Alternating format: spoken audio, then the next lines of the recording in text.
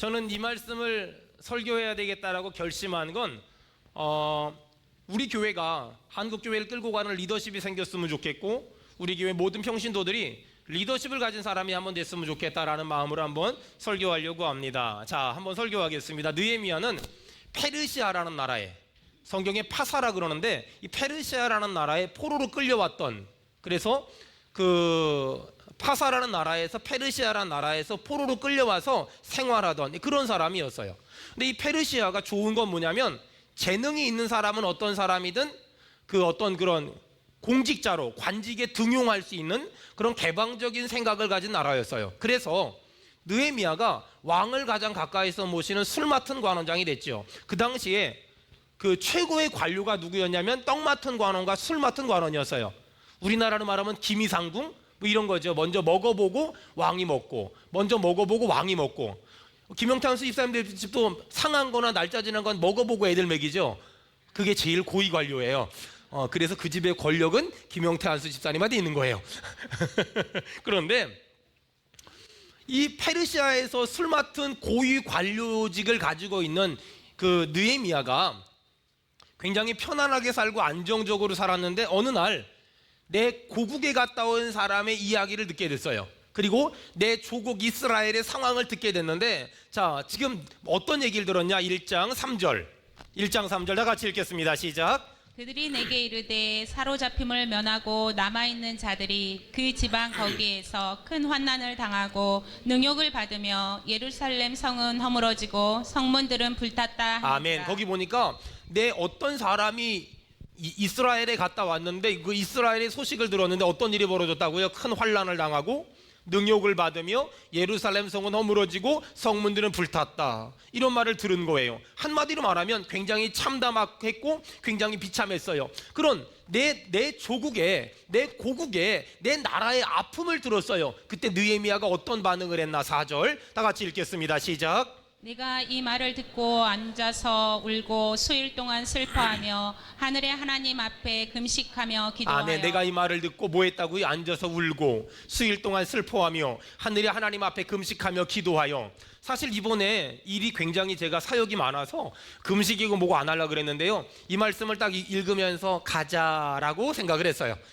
성경을 하필이면 느헤미야를 설교하는 바람에 참 이게 참 피할 수가 없어요. 어쨌든 간에 오늘 본문에는 아주 중요한 영적인 몇 가지가 원리가 담겨 있어요. 여러분은 누군가 힘들대요, 누군가 아프대요, 누군가 병들었대요, 누군가 물질적으로 어렵대요, 누군가 가난하대요, 누군가 넘어졌대요, 누군가 쓰러졌대요. 그때 여러분들은 어떤 반응을 보입니까?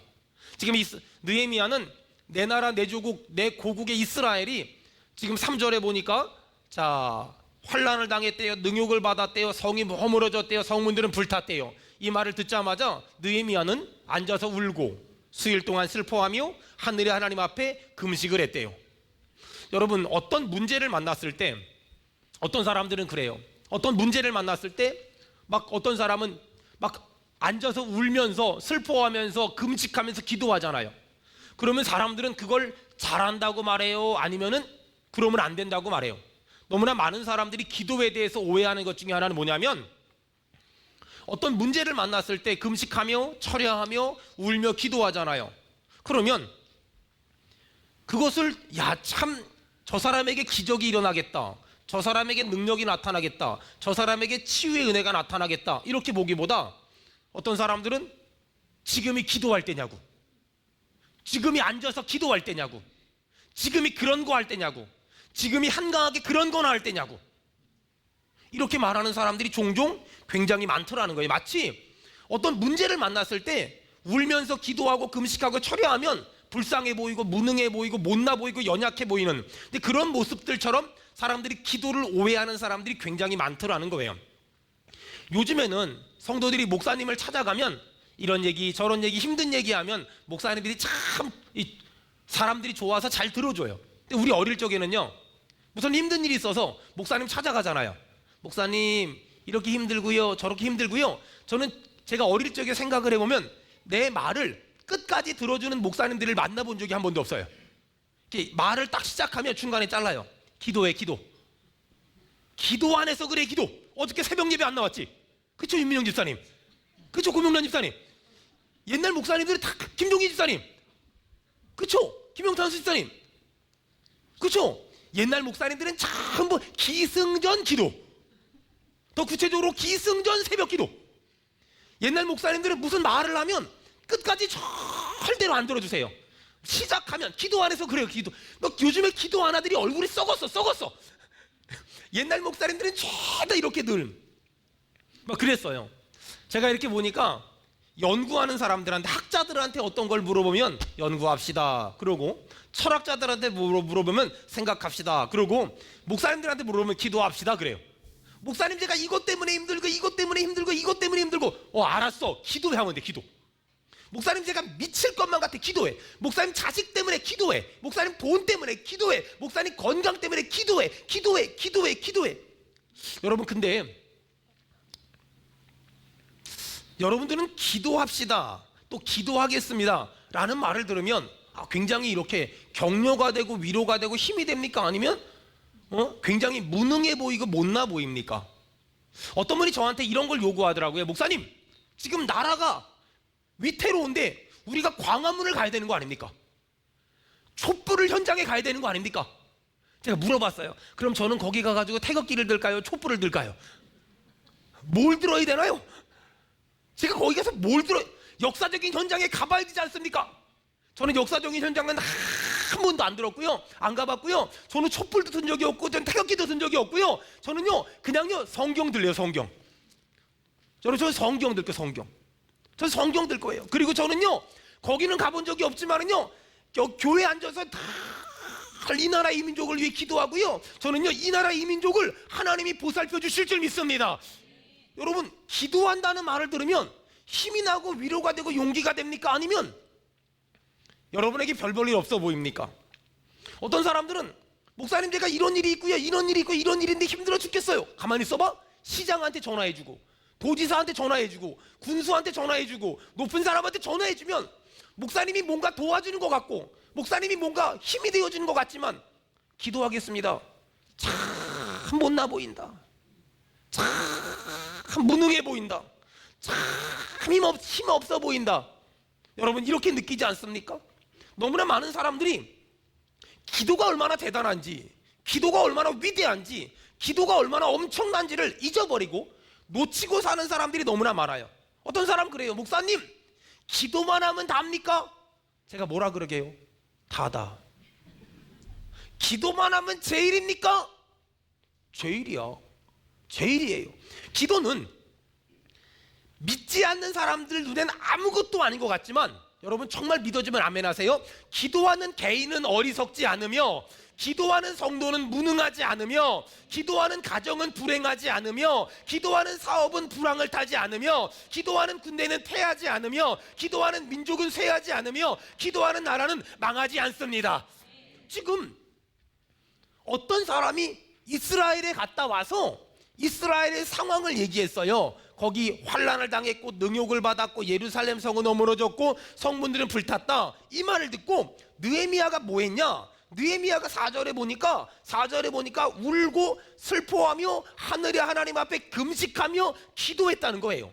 많은 사람들이 이 단순한 이 기도의 위대함, 이 기도의 대단함을 놓쳐버리고 마치 느헤미야가 도시락 들고서 그 이스라엘을 괴롭히는 사람에게 도시락 폭탄을 던져야 우와 대단하다, 와 엄청나다, 와 저 사람 정말 나라를 사랑한다, 저 사람 정말 멋있다 라고 말하는 사람들이 굉장히 많아요. 너무나 많은 사람이 어떤 행동을 하는 사람들은 존경하지만 하나님 앞에 기도하는 사람을 굉장히 무능하다고 생각하고 나약하다고 생각하고 별 볼 일 없다고 생각하는 사람이 너무나 많아요. 하지만 기억하세요, 여러분 지금도 고통당하는 사람을 위해서 우리가 기도하면, 아픈 사람을 위해서 우리가 기도하면, 울고 있는 사람을 위해서 우리가 기도하면, 내 기도는 아무것도 아니지만 내 기도를 들으신 하나님이 어떤 분이냐? 자, 5절 보겠습니다. 5절 다 같이 읽겠습니다. 시작. 이르되 하늘의 하나님 여호와 크고 두려우신 하나님이여, 주를 사랑하고 주의 계명을 지키는 자에게 언약을 지키시며 긍휼을 베푸시는 주여 간구하나이다. 여러분, 하나님이 어떤 분이라고요? 따라합시다. 크고 두려우신 하나님. 크고 두려우신 크고 두려우신 하나님. 크고 두려우신 오늘 하나님. 이 느헤미야는 하나님이 누군지를 정확히 알았어요. 크고 두려우신 하나님. 두 번째, 주를 사랑하고 주의 계명을 지키는 자에게 언약을 지키시는 하나님. 시작. 주를 사랑하고 주의 계명을 지키는 자에게 언약을 지키시는 하나님. 시작. 사랑하고 주의 계명을 지키는 자에게 언약을 지키시는 하나님. 또 세 번째, 긍휼을 베푸시는 하나님. 자, 따라합시다. 크고 두려우신 하나님, 주를 사랑하고 주의 계명을 지키는 자에게 언약을 지키시는 하나님. 주의 계명을 지키는 자에게 언약을 지키시는 세 번째, 하나님. 긍휼을 베푸시는 하나님. 긍휼을 베푸시는 하나님. 지금 느헤미야는 하나님이 누군지 정확히 알았어요. 하나님이 누구냐? 하나님은 크고 두려우시며 주를 사랑하고 주의 계명을 지키는 자에게 언약을 지키시며 그 하나님은 우리에게 긍휼을 베푸시는 하나님인 줄로 믿습니다. 그 하나님께 느헤미야가 간절히 구했어요. 잘 들으세요. 내 기도가 대단해서 응답이 있는 것이 아니라 내 기도를 들으시는 하나님이 대단하시기 때문에 그 하나님이 내가 기도하면 응답 주시는 줄로 믿습니다. 그것이 우리의 분명한 믿음이에요. 자, 그렇다면 느헤미야가 이스라엘이 어려움을 당했다는 이야기를 듣고 기도했더니 하나님이 왜 이스라엘이 어려움을 당했는지를 알려주셨어요. 자, 성경 보세요. 자, 6절 다 같이 읽겠습니다. 시작. 이제 종이 주의 종들인 이스라엘 자손을 우리 이스라엘 자손이 주께 범죄한 죄들을 자복하오니. 아멘. 거기 보니까 이스라엘이 왜 그런 환난과 어려움과 곤고함을 당했냐? 6절에 보니까 이제 주의 종들인 이스라엘 자손을 위하여 주야로 기도하오며 우리 이스라엘 자손이 주께 범죄한 죄들을 자복하오니. 여러분, 이스라엘이 왜 그런 어려움 당했어요? 주께 범죄한 죄들, 이스라엘 자손이 주께 범죄한 죄들이 있대요. 이스라엘 자손이 주께 범죄한 것이 있어서 그것 때문에 이스라엘이 지금 환난을 당했고 능욕을 받았고 성벽이 무너졌고 성문들이 불탔대요. 이스라엘 자손이 잘못한 게 있다는 거예요. 자, 저 보세요. 어떤 사람이 기도하다가 어떤 사람의 죄를 발견했어. 저 사람이 물질적으로 어려워진 이유, 저 사람이 건강적으로 어려워진 이유, 저 사람이 사업이 어려워진 이유, 저 사람이 가정이 어려워진 이유, 그걸 발견했어요. 그럼 사람들은 어떻게 하는 줄 알아요? 그럼 막 찾아가요. 집사님, 윤민영 집사님 그런 죄가 있기 때문에, 그런 잘못을 했기 때문에, 그런 불순종을 했기 때문에 이런 어려움 당했대요. 집사님 그 당신 남편이, 당신 아내가, 당신 자식이 이런 잘못을 했기 때문에 이런 일이 벌어진 거예요. 대부분 이렇게 말해요.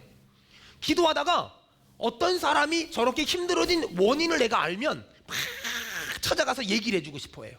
잘 들으세요. 여러분, 하나님이 어떤 사람이 어려워진 이유, 어려워진 원인을 알려주는 건 그 사람 찾아가서 말하라고 하는 것이 아니라, 그 사람 찾아가서 말하라고 하는 것이 아니라, 여기 보니까 6절에 보니까 이제 종이 주의 종들인 이스라엘 자손을 위하여 주야로 기도하오며 우리 이스라엘 자손이 주께 범죄한 자들 자복하오니 주는 귀를 기울이시며 눈을 여시사 종의 기도를 들으시고. 여러분, 느헤미야는 이스라엘 백성들이 왜 그런 어려움을 당했는지 원인을 발견했어요.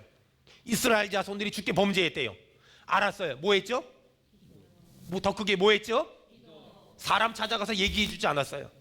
찾아가서 이영탄 수집사님 있잖아요, 지금 어려워진 이유는 이것 때문이래요. 김영탄 수집사님 있잖아요, 지금 힘든 이유는 이것 때문이래요. 유창금 집사님 있잖아요, 지금 어려워진 이유는 이것 때문이래요. 여러분, 이러지 않았어요.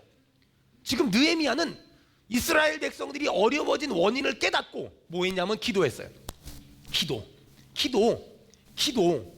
그 원인을 알고 기도했지 가서 말해주지 않았어요. 여러분, 잘 들으세요. 누군가 왜 저 사람이 사업이 어려워졌지? 왜 저 사람이 가정이 어려워졌지? 왜 저 사람이 삶이 어려워졌지? 알게 되잖아요. 우리는 가서 얘기해주고 싶어해요. 근데 그거 아세요? 그 얘기가 그 사람이 그걸 받아들일 만하면 상관없는데, 그 사람이 그걸 받아들일 만한 그릇이 안 됐을 때는 비방이 되고 비난이 되고 판단이 되고 정죄가 된다는 거. 많은 사람들이 있잖아요, 한국교회를 비난하고 수많은 목회자들을 비방하고 수많은 먼저 믿은 사람들을 욕해요. 왠지 알아요? 이런 원인이 있다고, 이런 문제가 있다고, 이런 힘든 일이 있다고, 이런 이유가 있다고. 맞아요. 그 사람들이 하는 말 틀린 게 아니에요.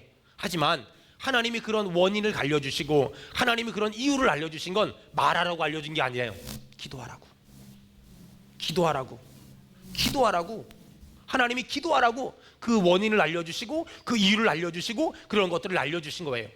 지난주에 어떤 기독교 방송국에서 연락이 왔어요. 저보고 방송국에 무슨 프로그램이 있는데 출연해 달래요. 무슨 프로그램이냐고.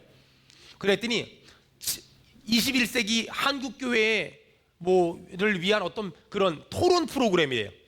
그 토론, 한국교회의 문제점. 저보고 저에 대해서 어떻게 말하냐면, 제가 하도 어려워서 써왔어요. 개혁적인 성향을 가진 이 시대의 젊은 목사로서 한국교회의 문제점에 대해 얘기해 주시고 대안을 얘기해 주세요. 여러분, 제가 그런 걸 말할 수 있는 주제가 된다고 생각하십니까? 저는요, 개혁적이지 않고요, 아주 현실적이에요. 저는 그렇게 대단한 사람도 아니고 대안을 알지도 못하고 그런 능력도 없어요.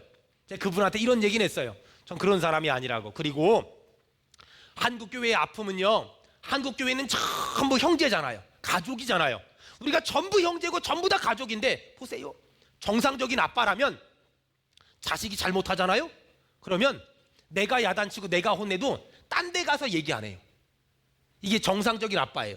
정상적인 엄마라면 내 자식이 잘못하면 야단치고 혼내더라도 딴 데 가서 얘기하지 않아요.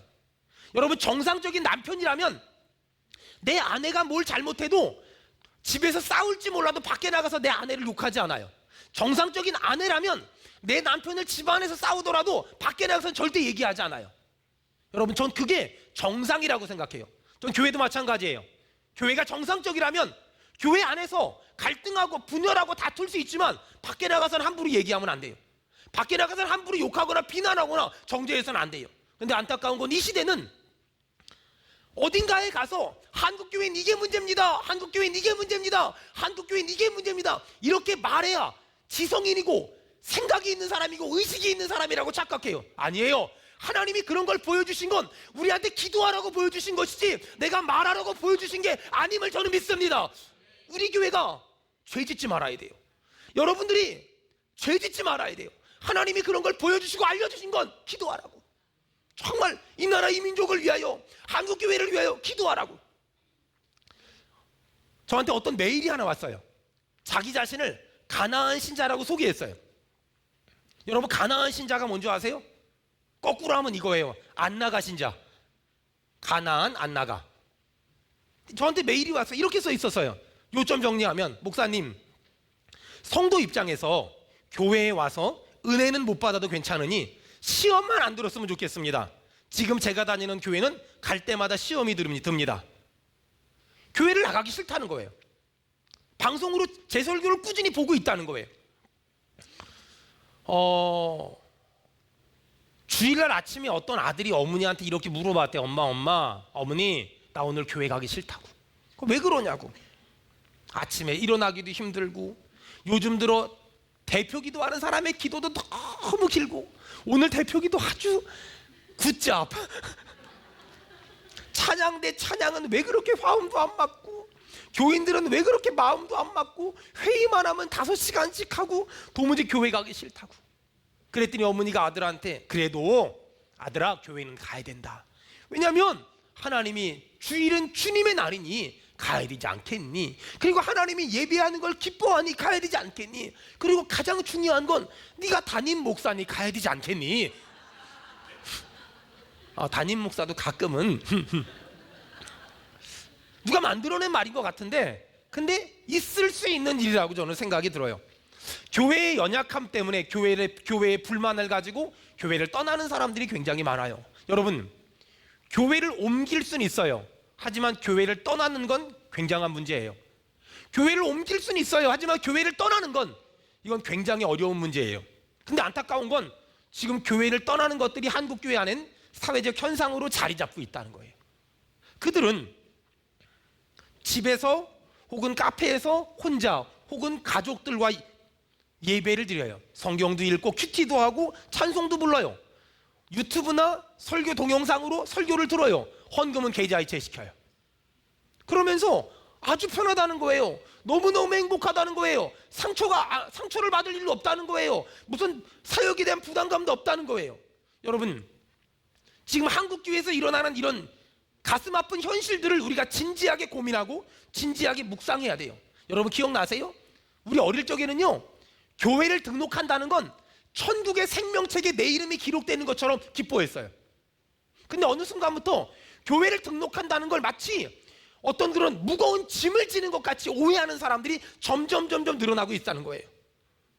교회를 등록하지 않고 신앙생활하는 사람들, 그들을 보고 우리는 너무너무 가슴 아파해야 돼요. 하지만 가슴만 아파하면 안 되고 분명히 원칙이 무엇인지, 기준이 무엇인지 선명하게 가르쳐주고 선명하게 알려줘야 돼요. 여러분, 교회는 속해도 되고 속하지 않아도 되는 그런 공동체가 아니에요. 진짜 그리스도인이라면, 거듭난 그리스도인이라면 부담이 돼도, 힘들어도, 어려워도 네 가지의 원칙을 가져야 돼요. 따라합시다. 하나님 중심, 성경 중심, 교회 중심, 담임 목사 중심. 이 네 가지의 신앙이 언제나 유지되고 언제나 붙잡혀야 돼요. 다시 한번 합시다. 하나님 중심, 말씀 중심, 본교회 중심, 담임 목사 중심. 이 네 가지가 절대로 흔들리면 안 되고 절대로 놓치면 안 돼요. 여러분, 하나님이 우리에게 어떤 사람의 그 사람이 그렇게 될 수밖에 없었던 이유, 원인, 한국교회가 이렇게 될 수밖에 없었던 원인, 이유를 알려주실 때가 있어요. 그러면 우리 그걸 가지고 말하면 안 돼요. 그걸 가지고 기도해야 돼요. 여러분, 말하지 마세요. 기도하세요. 어떤 사람은 아내의 연약함을 알게 돼요. 어떤 사람은 남편의 연약함을 알게 돼요. 어떤 사람은 자녀가 왜 그렇게 연약한지 알게 돼요. 여러분, 그걸 말하기보다 그걸 붙잡고 기도하는 거예요. 한국교회의 연약함을 붙잡고 기도하고 목회자들의 연약함을 붙잡고 기도하는 거예요. 기도가 모든 문제를 해결하는 열쇠고, 지금도 기도하면 만사가 변화되며 역사가 일어날 줄 믿습니다. 여러분, 우리가 해야 될 건 어떤 사람이 왜 저렇게 될 수밖에 없었는지 원인을 알게 되면 기도, 이유를 알게 되면 기도. 여러분, 그런데 오늘 느헤미야는 굉장히 중요한 기도를 한 가지 합니다. 성경을 보세요. 6절, 느헤미야 1장 6절 다시 한번 읽겠습니다. 시작. 이제 종이 주의 종들인 이스라엘 자손을 위하여 주야로 기도하며. 아멘. 여기 보니까 지금 느헤미야가 누구를 위해 기도했어요? 이스라엘 자손. 나를 위해 기도한 게 아니에요. 여러분, 내 죄, 내 잘못, 내 연약함, 내 허물을 위해 기도한 것이 아니라 여기 보니까 느헤미야가 이스라엘 자손을 위하여 주야로 기도했대요. 여러분, 잘 들으세요. 아내가 남편의 죄를 위해 죄를 붙잡고 기도해야 돼요. 아내가 남편의 죄를 붙잡고 기도해야 돼요. 남편이 아내의 죄를 붙잡고 기도해야 돼요. 부모가 자녀의 죄를 붙잡고 기도해야 돼요. 여러분, 자녀가 하나님 뜻대로 살지 않습니까? 나는 주일날 지금 예배 나왔지만 내 아들, 내 딸은 신앙생활 똑바로 안 합니까? 그 아이들의 죄를 붙잡고, 그 자식의 죄를 붙잡고 기도해야 돼요. 목사는 성도들 보고 왜 그렇게 사냐고 말하지 말고 성도의 잘못과 성도의 불순종과 성도의 타락과 성도의 변질을 붙잡고 목사는 기도해요. 아빠가 자식의 죄를 붙잡고 기도해야 되고, 엄마가 자녀의 죄를 붙잡고 기도해야 되고, 남편이 아내의 죄를 붙잡고 기도해야 되고, 아내가 남편의 죄를 붙잡고 기도해야 되고, 자식이 부모의 죄를 붙잡고 기도해야 돼요. 오늘 느헤미야가 이스라엘 자손들의 죄를 붙잡고 내 죄인 것처럼 간절히 기도했어요. 여러분, 수원은혜교회가 한국교회를 비난하고 한국교회를 비판하고 판단하기보다 수원은혜교회가 내 형제교회요, 내 가족인 이 한국교회를 끌어안고 한국교회의 연약함을 붙잡고 내가 기도해. 한국교회의 아픔을 붙잡고 내가 기도하고 한국교회의 슬픔을 붙잡고 내가 기도해야 돼. 여러분, 부모님의 우상숭배의 죄를 내가 기도해. 자식의 불순종의 죄를 내가 기도해야 돼. 남편의 세상적인 죄를 내가 기도해야 돼. 남편이 하나님의 뜻대로 살지 않는 걸 내가 기도해. 아내가 믿음으로 살지 않는 죄를 내가 기도해야 돼. 여러분, 느헤미야의 기도해. 이게 느헤미야의 기도예요. 느헤미야는 이스라엘 백성들이 왜 그렇게 망가졌는지 이유를 알고 기도했고, 두 번째, 느헤미야는 이스라엘 백성들의 죄를 붙잡고 간절히 기도했어요. 여러분, 하나님이 여러분 알다시피 보다시피 수원은혜교회를 특별한 복을 주셔서 참 많이 부흥시켜 주세요. 왜 그럴까? 왜 하나님이 수원은혜교회에 이렇게 많은 복을 주실까? 잘하는 게 있어서 대단해서가 아니에요. 왜 그럴까? 하나님은 우리 교회가 한국교회의 죄를 붙잡고 한국교회 목회자들의 연약함을 붙잡고 기도하길 원하세요. 하나님은 남편이 아내의 죄를 위해 붙잡고 기도하기를 원하며, 아내가 남편의 죄를 붙잡고 기도하기를 원하며, 부모가 자식의 죄를 붙잡고 기도하기를 원하며, 자식이 부모의 죄를 붙잡고 기도하기를 원해요. 여러분, 지금 죄 짓고 있는 그 사람은 기도 안 하잖아요. 지금 죄 짓고 있는 그 사람은 기도 안 하잖아요. 내가 가정교회 리더 여러분, 가정교회 식구들의 죄를 붙잡고 기도해야 돼. 저 사람은 왜 그렇게 말을 안 들을까? 저 사람은 왜 그렇게 불순종할까? 저 사람은 왜 그럴까? 저 사람은 왜 그럴까? 말하지 말고 그 사람의 죄를 내 죄처럼 끌어안고 기도하라. 수원은혜교회 담임 목사인 저는 여러분의 죄를 붙잡고 기도하라. 하나님 살려달라고, 도와달라고, 불쌍히 여겨달라고. 여러분, 우리 안에 다시 하나님께 어떤 걸 아뢰는 기도도 중요하고 내 죄를 회개하는 기도도 중요하지만 우리의 기도의 영역이 넓어져야 돼요. 우리의 기도의 영역이 넓어져서 여기 아버지들, 아내의 죄, 자식의 죄를 위해 기도해야 돼요. 여기 아내 여러분, 남편의 죄, 자식의 죄, 여기 부모님 여러분, 자녀의 죄, 자녀 여러분, 부모님의 죄, 목사는 성도의 죄, 가정교회 리더는 가정교회 식구들의 죄. 저 사람 왜 저래? 저 사람 왜 저래? 저 사람 왜 저래? 판단하지 말고, 비난하지 말고, 비방하지 말고, 여러분 그 사람의 죄를 내 죄를 여기고 하나님 앞에 간절히 기도. 여러분 성경 봐봐요. 8절 다 같이 읽겠습니다. 8절 다 같이 읽겠습니다. 시작. 옛적에 주께서 주의 종 모세에게 명령하여 이르시되 만일 너희가 범죄하면 내가 너희를 여러 나라 가운데에 흩을 것이요. 아멘. 여러분 거기 볼펜 있으면 언더라인 치세요. 범죄하면 맨 마지막에 흩을 것이요. 따라합시다. 범죄하면 흩을 것이요. 자 9절 다 같이 읽겠습니다. 시작. 만일 내게로 돌아와 내 계명을 지켜 행하면 너희 쫓긴 자가 하늘 끝에 있을지라도 내가 거기서부터 그들을 모아 내 이름을 두려웠고 택한 곳에 돌아오게 하리라. 아멘. 거기 보니까 만일 내게로 돌아와 내 계명을 지켜 행하면, 거기 여러분 언더라인 치세요. 내 계명을 지켜 행하면, 그 다음에 거기서 모아주실 것, 그들을 모아 내 하나님의 계명을 지켜 행하면 하나님이 모아주실 것이고, 그 다음 그 밑에 돌아오게 하리라. 따라합시다. 계명을 지켜 행하면 모아주실 것이고 돌아오게 하시리라. 자 여러분 아까 보니까 8절에 보니까 뭐라 그래요? 8절에 보니까 범죄하면 어떻게 하신다고요? 흩을 것이요. 제가 범죄하면 여러분 흩을 것이요 라고 대답하세요. 범죄하면 흩을 것이요. 9절에 보니까 내 계명을 지켜 행하면 하나님이 따라합시다. 모아주실 것이며 돌아오게 하리라. 제가 내 계명을 지켜 행하면 하면 여러분 뒤에 합시다. 내 계명을 지켜 행하면 모아주시며 돌아오게 하리라. 아멘. 저 보세요. 여러분 여러분 가족들 있잖아요. 가족. 우리 이세호 집사님네 가족이 있어요. 아내가 있고 아들이 있고 딸이 있어요. 여러분 사람이 조금이면, 가족이 4명이면 마음과 생각을 모으기가 쉽고, 가족이 10명이면 생각과 마음을 모으기가 어려울까요? 아닐걸요? 여러분 집마다 일당 100들 있죠. 일당 100, 일당 1000. 어떤 분의 속으로 일당 10만이다. 여러분 사람이 조금이면 마음을 모으기가 쉽고, 사람이 많으면 마음을 모으기가 어려운 게 아니에요. 제가 보니까는요, 사람이 조금이어도 다 제각기가 있고요, 사람이 많아도요 일사불란하게 움직이는 가족이나 교회가 있어요. 여러분 근데 말이에요, 하나님이 오늘 굉장히 중요한 얘기, 가정의 리더십을 가진 사람이, 가정의 가장이, 교회의 목사가 내가 순종하면 하나님이 뭐 해준다고요? 모아주시고 돌아오게 하리라. 내가 불순종하면 흩어버리겠다. 무섭지 않으세요? 내가 불순종하면 하나님이 다 흩어버리겠대요.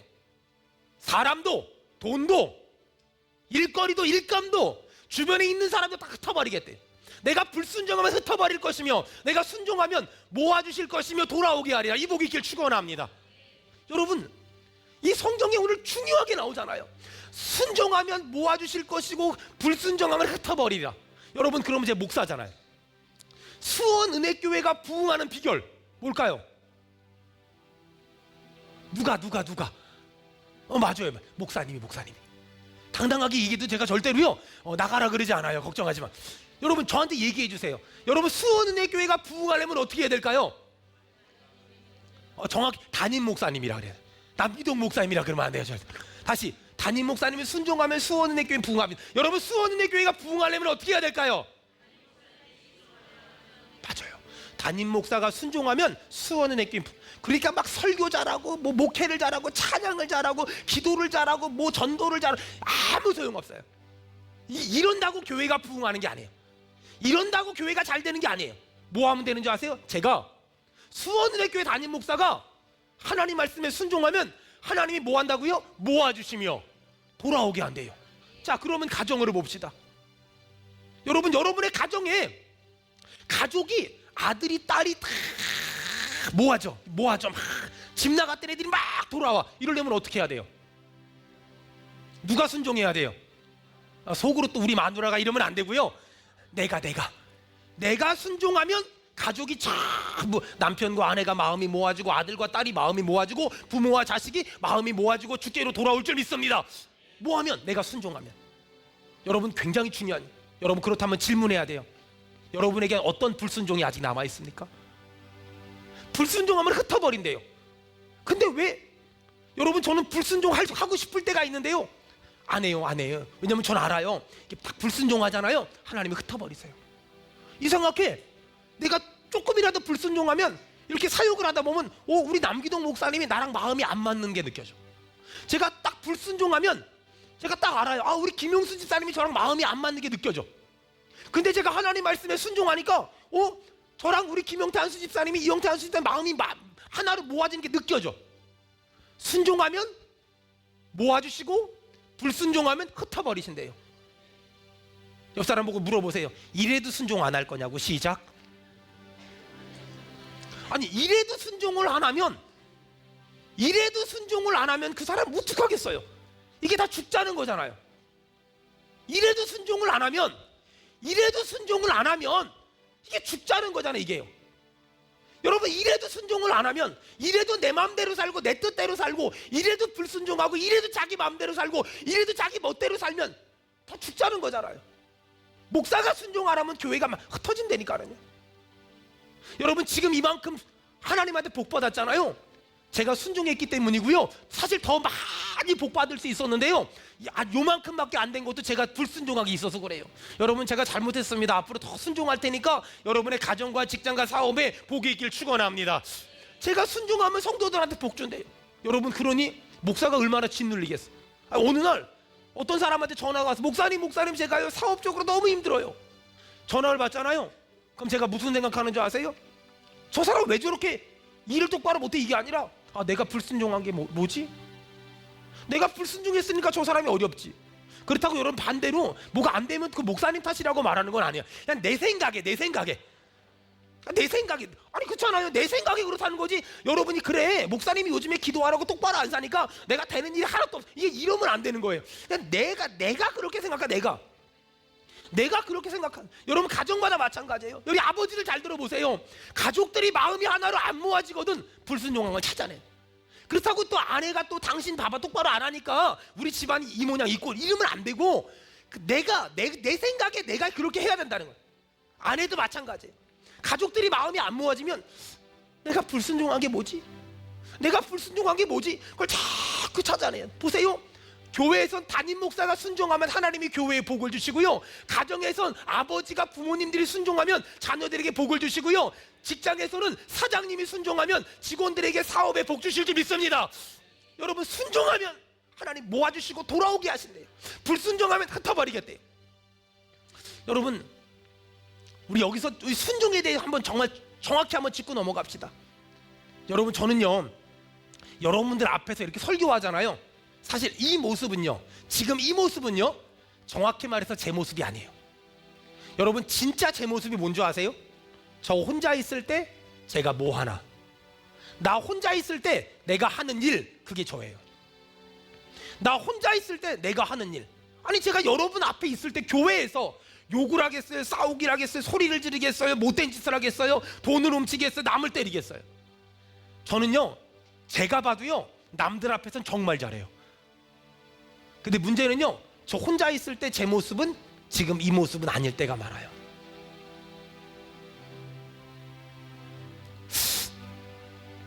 여러분 어떠세요? 여러분 사람들이 볼 때는 그때 여러분의 모습과 사람들이 보지 않을 때 그때 여러분의 모습이 달라지지 않습니까? 여러분 기억하세요? 사람은 안 보잖아요. 근데요, 하나님은 다 보고 계세요. 여러분 순종을 회복해야 돼요. 이 순종이라는 단어를 회복해야 돼요. 순종하면 모아주시고 순종하지 않으면 흩은대는데, 여러분 왜 순종이 안 됩니까? 왜 순종을 힘들어합니까? 왜 순종을 어려워합니까?